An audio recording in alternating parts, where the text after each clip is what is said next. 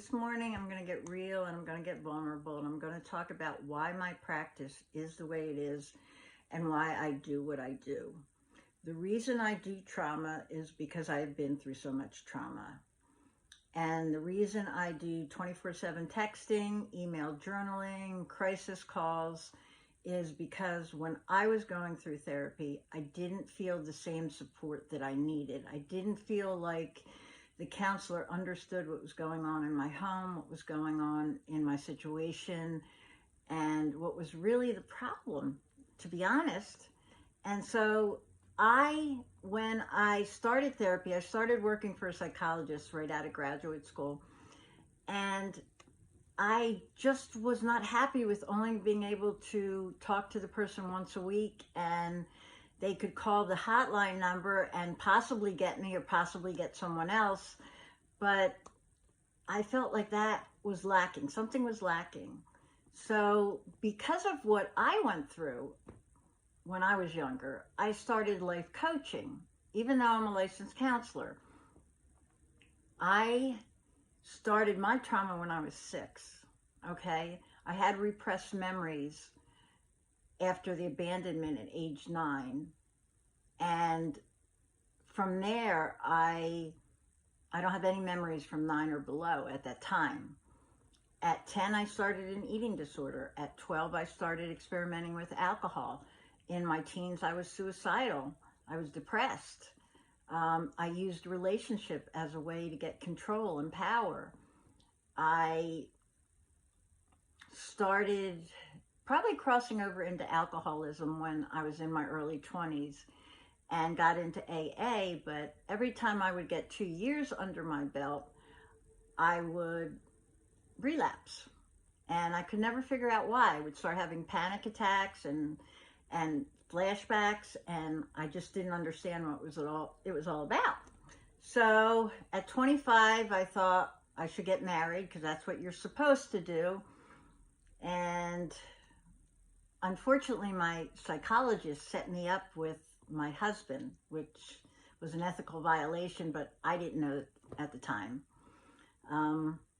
And so that marriage did not last very long because I got pregnant right before the wedding.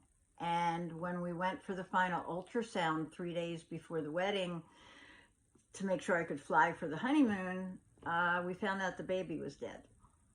So I had to go through that wedding with a dead baby in my stomach. And I was encouraged to go on with it. I wanted to call it off, but I wasn't allowed to. I was told it was already paid for and I had to do it. So I did it. And a year later, I left him. I was so unhappy. I was so miserable. I left him for someone else and got with that person, thought I'd be happy, got pregnant, had a child, and I still was not happy, and I was still having panic attacks and flashbacks and really struggling. And someone came up to me and told me about God. I had hated God. I had turned my back on God because I felt like he had turned his back on me. I wasn't sure why, but I just felt in the religion I grew up in, I just felt like God was never there for me. So I let him back in my life, and that was the beginning of my healing journey. I stayed sober for a while, and I went to counseling school, and I got my repressed memories back in the middle of doing a term paper. Luckily, I'd done some forgiveness work with a mentor who saw that I was stuck basically, and she knew I had repressed memories and she knew what that meant. So she did forgiveness work with me. And when the memories came back, it was much, much easier to handle. And I was able to kind of go on, and I really didn't have to tell anybody about it because no one was in immediate danger from this person. So I just kind of kept it with me for a while. And I went on my healing journey for quite a while.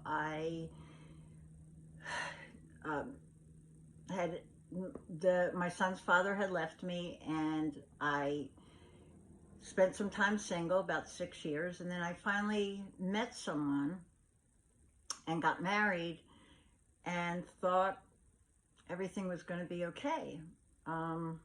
But the person who had molested me was moving in close proximity to my niece and nephew, and I didn't feel safe about that. So I exposed it, and no one believed me. That was a shocker to me. Nobody believed me. Everybody thought I was making it up. Everybody thought I imagined it. Everybody thought I was lying. No one thought this person could do such a thing. So I lost my entire family. Talk about trauma. That was probably more traumatic than the original event. I went for 2 years. I relapsed. I took time off from counseling. I went into a very, very deep depression and struggled for a while with that. When I finally pulled myself back up, it actually was an old counselee that came to my front door, and I had been sober for a while, but I didn't want to go back to counseling. And they came back to my front door and they knocked on the door and they said, I haven't been able to reach you, so I figured I'd try and see if you were still counseling. And that was kind of my go-ahead to go back into counseling again. And so that was pretty rough. And I had gone through empty nest by that time. Not everything was going the way I thought it would in my marriage. So there was a lot of variables that I was struggling with. And the thing that really helped me was group support. So I realized that after doing counseling and life coaching, I really wanted to start group support. So I started the Triumphant Trauma Tribe. And that was a really neat way for people who have gone through trauma to help one another heal. So everything that I preach about, everything that I practice, everything that I do is because of the things I've gone through. And if I want to list them in order, let's say sexual molestation, eating disorder, alcohol. I wouldn't say promiscuity, but I used relationships. I definitely used relationships.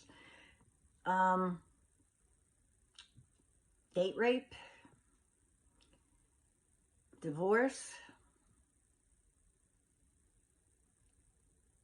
I struggled with all the same things you struggle with. Empty nest, narcissistic abuse.